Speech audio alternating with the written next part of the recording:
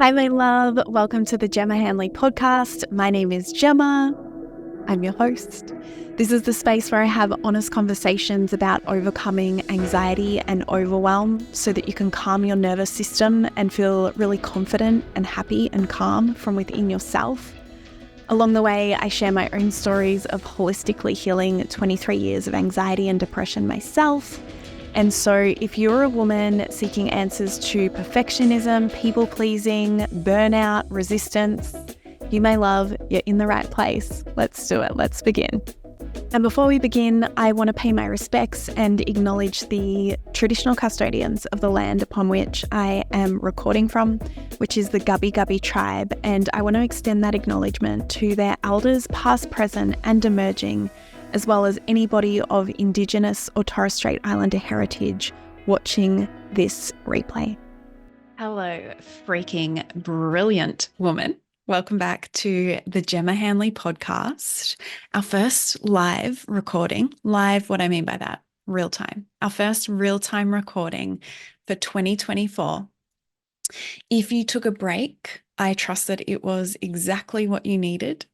And if you haven't, I would love to assume that there is some time set aside and scheduled really soon for you to gift that to yourself. I had a really different kind of break. It was the first time, and it is really the first time in my life, really, that I feel like I've arrived to this place where there's space beyond all my needs being met. And what I mean by that is the doing's happening, the being's happening, and then there's still more space, which is feeling really delicious. So before Christmas, I went down and I saw some friends in Byron, and then I spent Christmas in Brisbane with my dad, and then I came back to the coast. I had zero plans. I had some ideals. I wanted to get some things done around the house, which I did, like repotting plants and selling furniture, weeding the garden, sweeping out the garage, which felt really fucking good. So a lot of grounding and nesting, which is interesting because grounding was my word for last year. So really just seeing that roll out very effortlessly now. It's integrated, which is the whole idea, my loves, behind us selecting a focus or selecting a theme word at the start of a year. So that was cool to watch.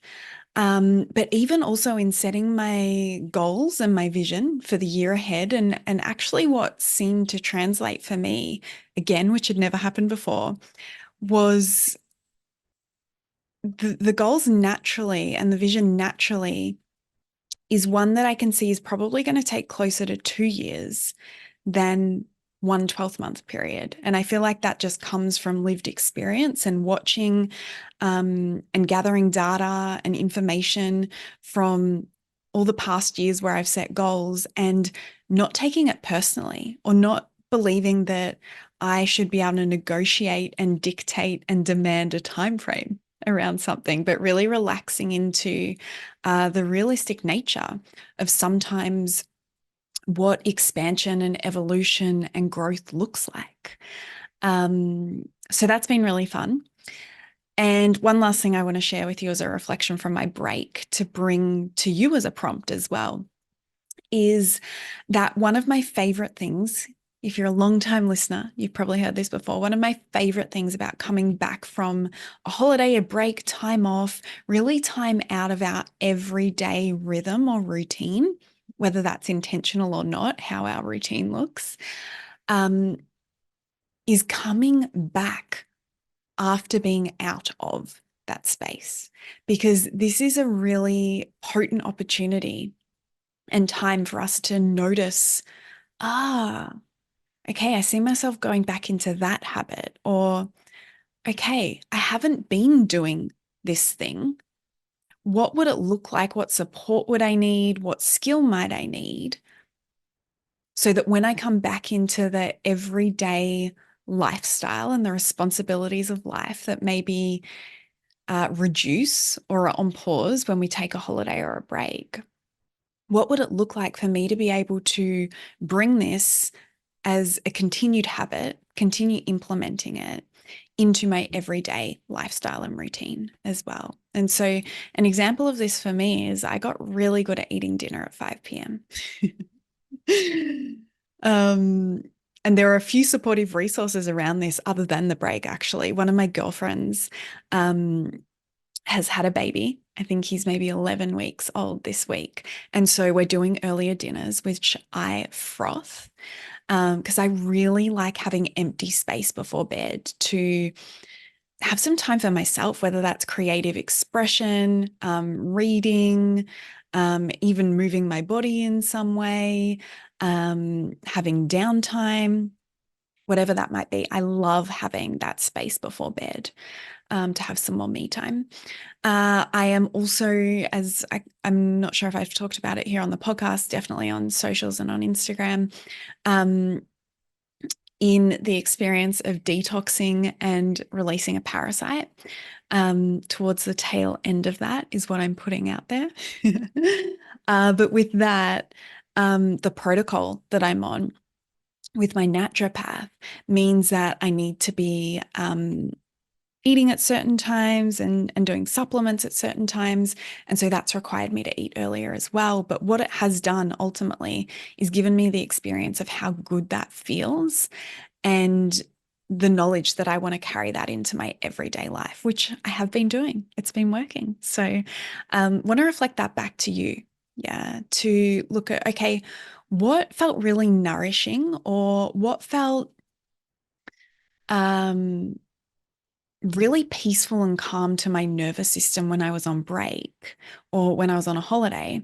And what would it look like to integrate even just some of that into my everyday life?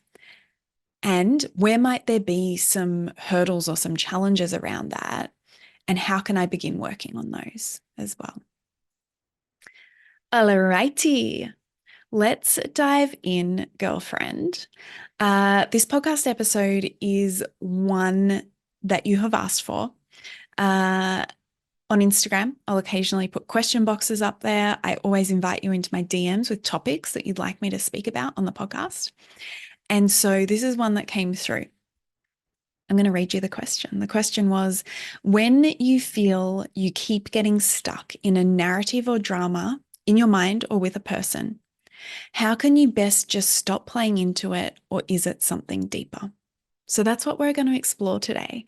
When we find ourselves where our mind is just consumed, our thoughts are spiraling, we can't seem to focus on anything else, and we feel really fixated in a certain narrative or story or drama or event that's playing out. And then our body is following along with that as well, in that we might feel really uneasy, we might begin feeling anxious, or we might have experiences of second guessing ourselves, doubting ourselves, questioning our worth, how valuable we are, whether we are lovable. Is this some big problem that needs to be looked at and fixed? And it feels like it's been a really long time since we experienced a reality outside of being caught up in this drama and narrative. So that's what we're going to dive into today. And I'm going to be answering this question and sharing some practical tips as well. And the first thing I want to say, this last bit of the question, can you stop playing into it, or is it something deeper? It's both, my love. You can stop playing into it, and it's going to take, some depth in your approach to that. And something that I am very committed to reminding you over and over again on the podcast and elsewhere this year is that feeling calm, feeling peaceful about who we are, feeling confident in ourselves, that is an ongoing lifestyle choice. Yeah. It's a way of being. It is a series of choices made daily, weekly, monthly, and that, of course, evolves into years and years and years. And so it's not something that we instantly step into. And I want you to think of this like a muscle. Yeah.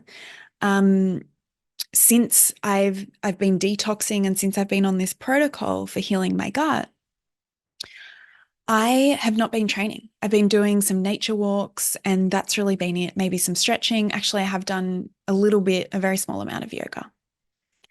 And so my body strength and composition has changed, right? I've lost muscle and I've lost mass or weight, right? And so I'm not going to expect that I can just walk back into the gym and immediately start lifting the same weights or start training in the same way or have the same expectations of myself of where I was at before there was an imbalance in my gut that needed some loving attention. And so when it comes to our mindset and emotional well-being and our nervous system, it's exactly the same. Yeah. It is this ongoing lifestyle choice. It is a way of being. It's not this singular destination where you do one course or you read one book or you journal for 30 days. Yeah. And you feel the benefits of that. And then you stop doing those things. You stop tuning inwards. Yeah. You stop prioritizing your self-care and yet expect that you'll still have the same capacity in your nervous system to feel calm, to feel peaceful, to feel excited, to feel really grounded and confident when you're facing into the uncertainties of life, right? So I'm going to keep banging on about that. Yeah. Inner calm, peacefulness, and confidence is an ongoing lifestyle choice. It is a way of being made up of choices every single day. All right. Now that we've got that ticked off, the first point I want to offer you to look at when you find yourself in this situation where you're feeling swept up in the drama of something or the trigger of something is I want you to ask yourself with your curious mindset. Yeah. And a curious mindset means that you're open, you're creative with your thinking. Yeah. You're observing what's happening as opposed to being conclusive where you'd be more closed. You would be more black and white. There would be far more judgment, self-judgment, self-criticism, self-shaming going on. Yeah, looking through the lens of what is wrong with me versus, oh, what might be happening here for me? What might there be that I need to understand about myself so that I empower myself to respond to this situation? And so when I coach women, if I was to explain how I do that in 3 steps, this would be it. I teach them self-understanding. And what that is it's accurate awareness of what's going on. And that's what happens when we use a curious mindset. When we use a conclusive mindset that is narrow-minded, black and white, rigid, it has this attitude of, oh, I've already tried everything. I already know everything. That won't work for me. It has to look this way. It has to happen on this time frame. Yeah, so many conditions that have to be met. It's like we're dictating to ourselves and to life how it has to be, and we're believing that we're in control of everything, which is untrue. Yeah. That's inaccurate awareness. Yeah. We're not looking at all of the facts of reality. And it's only when we come over here to the curious mindset where we're looking at, yes, all the facts of reality, that we can actually begin understanding ourselves. Yeah. And I'm going to give you some questions in a minute to prompt you in this self-understanding, but we need to get accurate in your awareness, in your self-awareness. And the way we do that is looking at all the facts of reality, uncovering any blind spots or the things that maybe feel easier to sweep under the rug. And you might not even be aware that you're doing that because it's a very protective mechanism. The second thing is I teach women self-compassion. And what that means is we take the accurate awareness and we work with that from a place of love and compassion. as opposed to self-criticism and self-shaming. And then the third step is that I teach them self-empowerment, which is taking that accurate awareness that you have self-compassion around and putting it into action. It's implementing what you know. So actually taking the knowledge, taking what you've learned and being someone who is living it. So your life is actually changing. Yeah, you're making different choices and different decisions. So they're the 3 steps, and it's kind of going to underpin this conversation, actually. So when I ask you, what is it that's sucking you in to this drama? What is it that is triggering you in this event or this situation? That's what I'm asking you, or I'm guiding you into, is understanding yourself in this scenario, right? Rather than saying, oh, like, fuck, like I'm such an overthinker. Like it's so annoying how sensitive I am. I just want to get over this. Can't I just stop this from happening? What's wrong with me? I must be broken. Like I'm never good enough. There must be something wrong with me. Instead of all that, it's actually asking, what might be important to me that's not present in this narrative? Yeah. And so if this is something that's very alive for you, I'm going to invite you, unless you're driving, you can do it later if you're driving, but hit pause and write that question down, right? What's important to you that is not present in this narrative that's going on either in your mind or with another person? Yeah. And that's going to flip it on its head, because most of you will be focusing on what you're critiquing, what you don't like, what's not working for you, what you don't want to have happen, finger pointing, blaming either to yourself or others. Whereas this is asking you, what do you wish was present instead? Yeah. So if you're feeling disrespected, or if you're feeling unheard, yeah, or if you're feeling minimized, the thing that's important to you that's not present in the narrative that you're feeling sucked into is respect, is understanding, is validation, yeah, is maybe consideration, communication, presence, whatever these words might be for you. So that's the first question that's going to help you self-understand. And the second is, what specifically, yeah, like very, very clearly and specifically feels offensive or uncomfortable about this drama? Yeah. So I want you to ask yourself, what is it above everything else that is not feeling good here? So again, hit pause if you like, and I'll read this question again before you do. What feels uncomfortable or offensive about this drama? Right?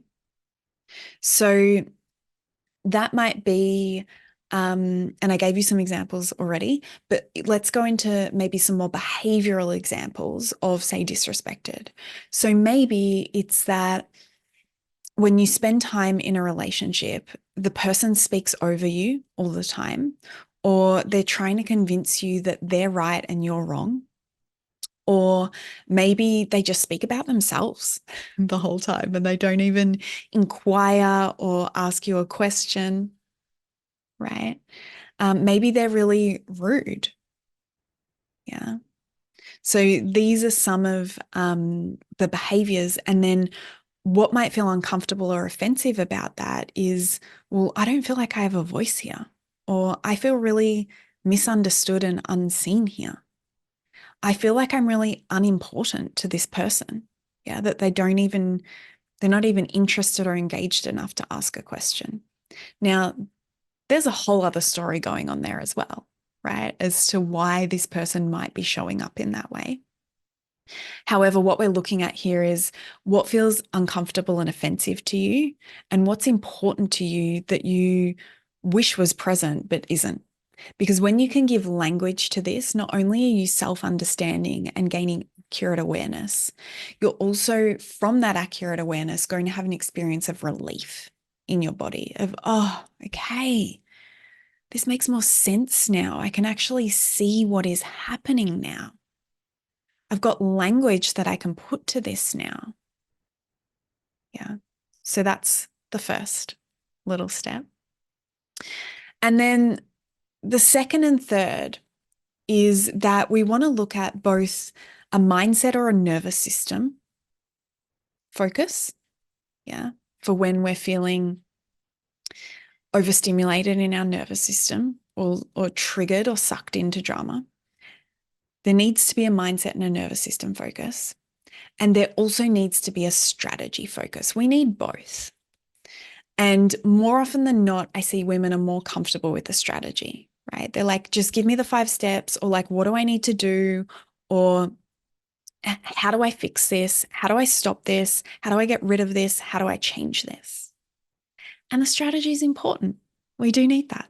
So I'm going to give you some examples. And there is a reason this trigger is here, or that we are feeling sucked in the first place. And that is stored within our subconscious programming and being expressed through the nervous system, right? And so we also want to look at what is causing this trigger to be here in the first place, so that we're not only responding to it in the here and now current day event, right? And bringing the nervous system back to a regulated state. We're also healing what causes the nervous system to move out of a regulated state in the first place. Because if we don't look at that, we're just going to be like, it's like needing to call 000 all the time and have like the responders come in all the time. You can have all the tools, like the practical tools and the strategies for calming the nervous system and bringing you back to this feeling of more calm, more regulation, more peacefulness. But if the trigger is there continuously beneath the surface in the subconscious, spiking, spiking, spiking, that's not an enjoyable way to live life, right? So we get to do both. We get to have tools that help us in the chaos and in the intensity of the moment of a trigger and being sucked in. And once we've used those tools to regulate ourselves, we're then in a position where we are very capable and very empowered of doing the curious work and exploring, okay, what part of my subconscious programming or belief system or inner child patterns and experiences are playing out beneath the surface and are being remembered and amplified through the current day event. So let's talk first about the mindset and nervous system example.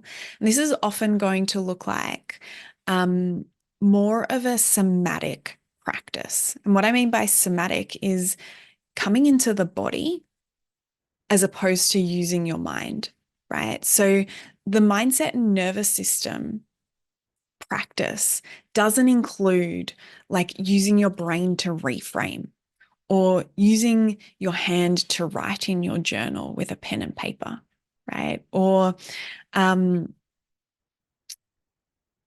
like writing down or researching and listening to podcasts, or, looking at content around different strategies. That fits into the strategy category, which we absolutely need, like I said.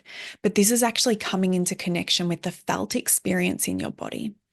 And the reason this is less familiar to most women is that it's not like we have a switch for the mind where we turn that off and say, hey, we're not doing strategy right now. So we're just going to turn the mind off. And now it's just so easy and so comfortable to come into the body.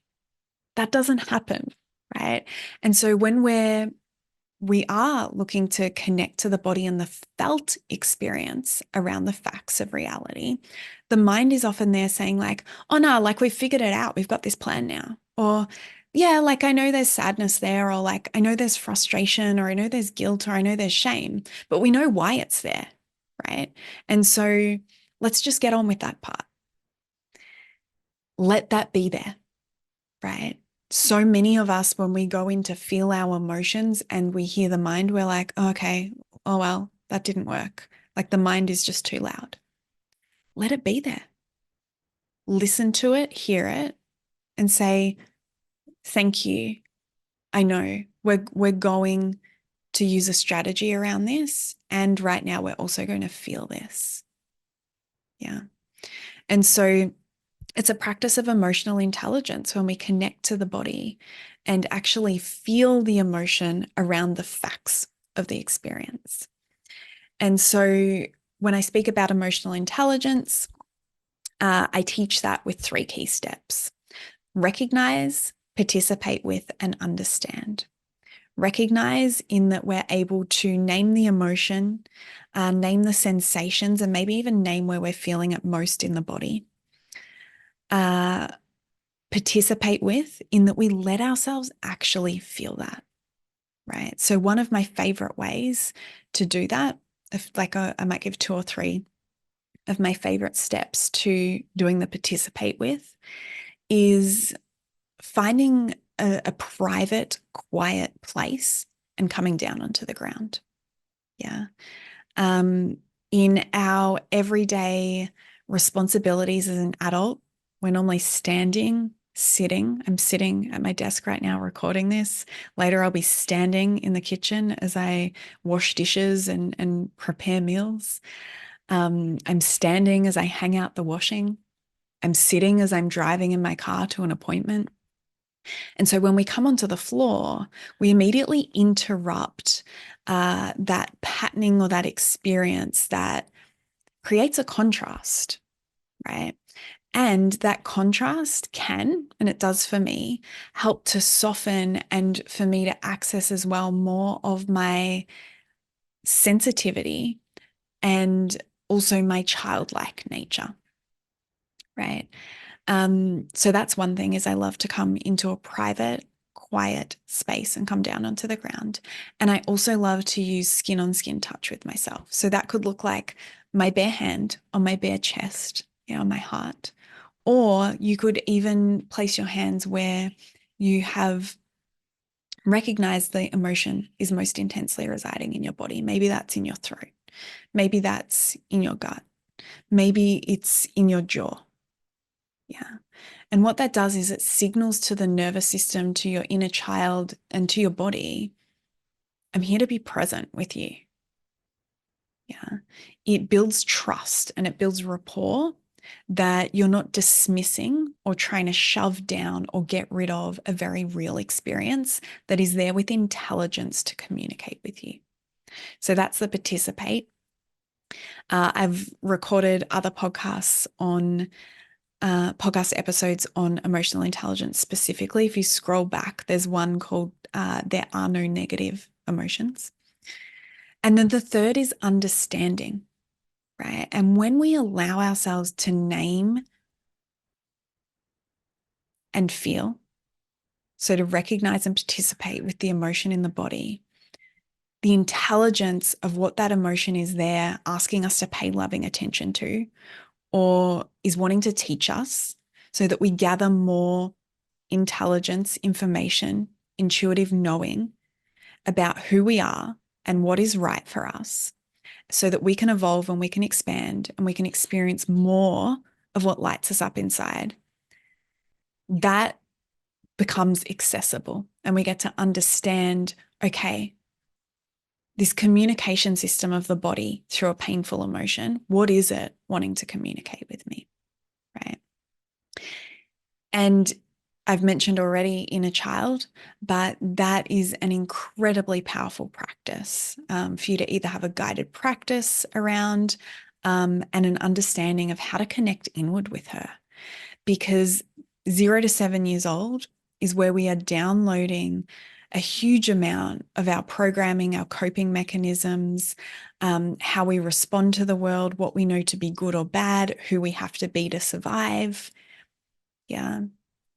And our inner child, if she has not been yet reparented by your wise adult woman, she has no other option but to express and what can feel like act out in these tantrums, in these pleads and begs for attention to keep her safe, right? So there are a couple of examples of very, very important and powerful mindset and nervous system practices And to circle back to the start of this podcast where I said, inner calm, peacefulness, confidence, it's an ongoing lifestyle choice. It's a state of being. Using these tools is an example of that. Yeah. Bypassing the felt experience and just always trying to find, like, what's the strategy? What do I do next? What do I need to do? How do I fix this? How do I change this? How do I get rid of this? How do I force my way through this?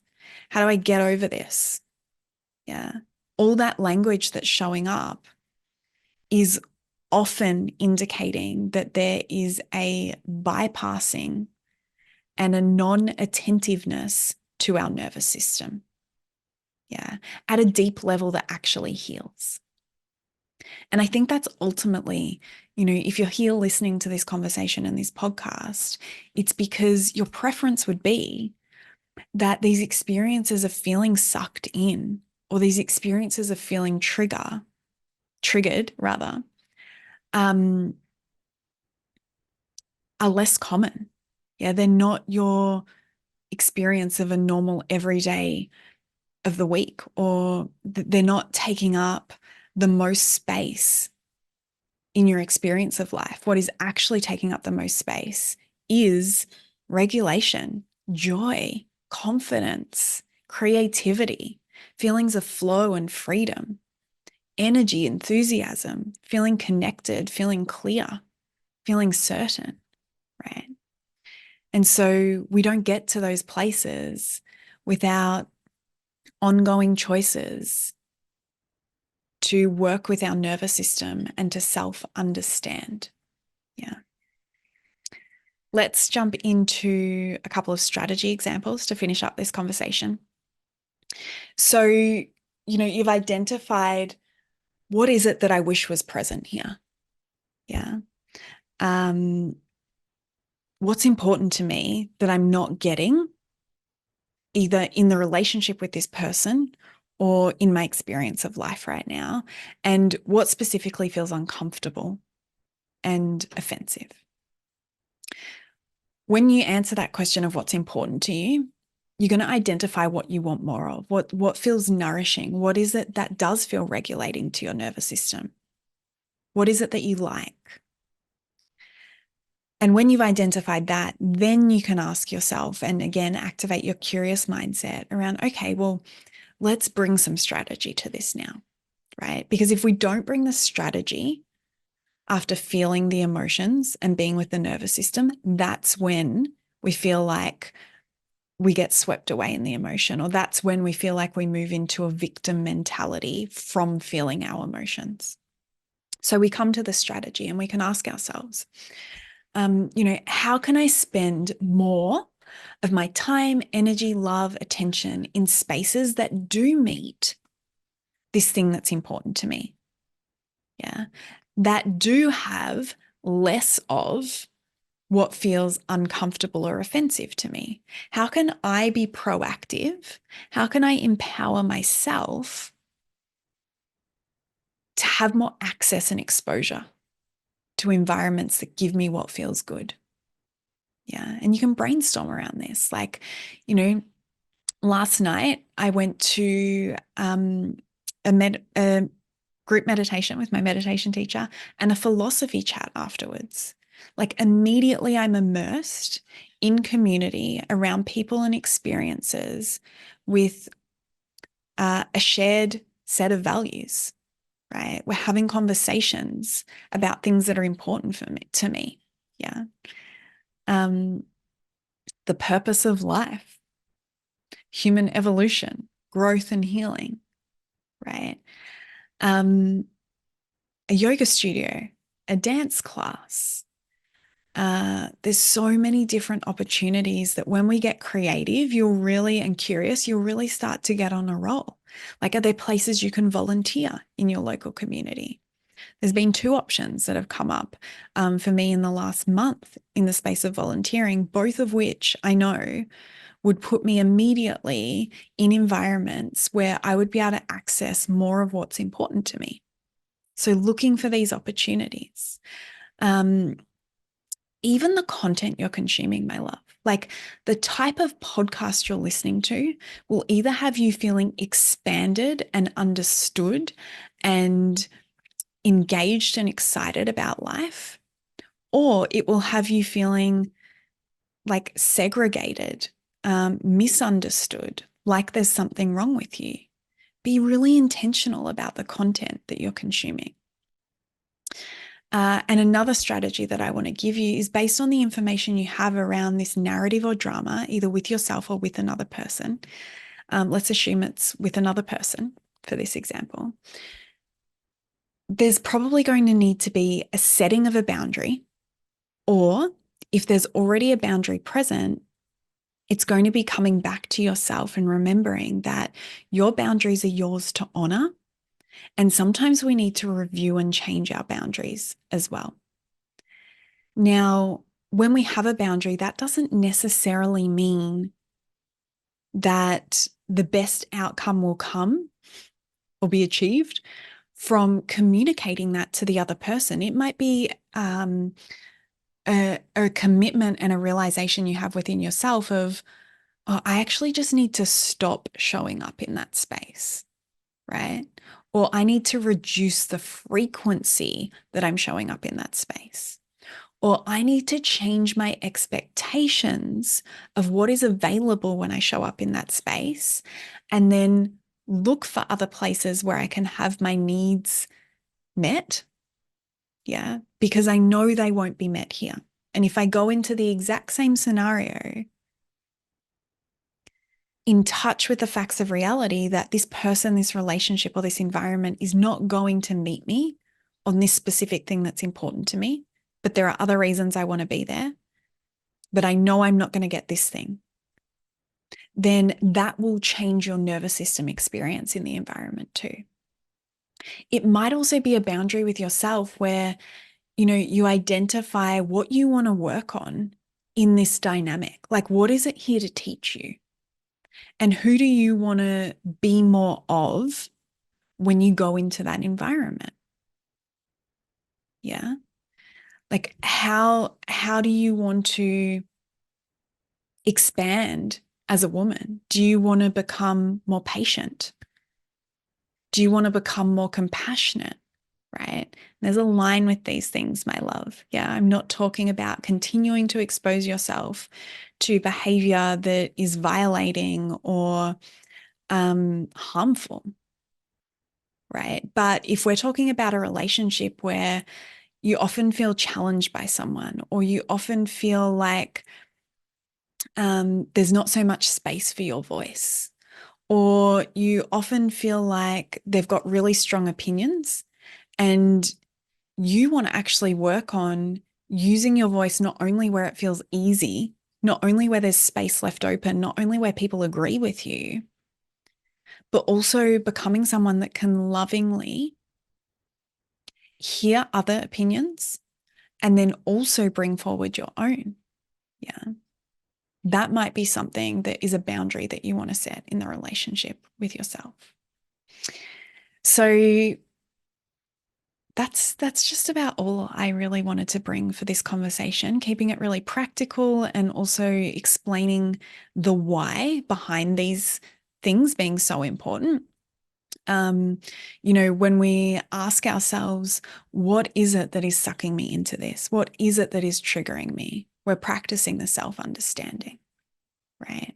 When we show up to the choices and the practices of connecting with our nervous system and getting curious about a strategy that moves us forwards, we're then blending the self-compassion and the self-empowerment as well. So we're ticking all three of those boxes. So fun to answer this one for you, my loves. Leaving it here. Thank you for being here for this conversation, my love. If you would like more free resources, if you'd like to learn about my programs or coaching opportunities, you can find all of that information at my website, gemmahanley.com. I'll link it below in the show notes. And if you would like to connect daily, head over and find me on Instagram. My handle there is Gemma E. Hanley, and I reply to all of my DMs there personally. If you enjoyed this episode and found it valuable, please share it with someone. You never know who needs to hear one little thing to take their day from feeling stuck and heavy to light and free. See you on the next one.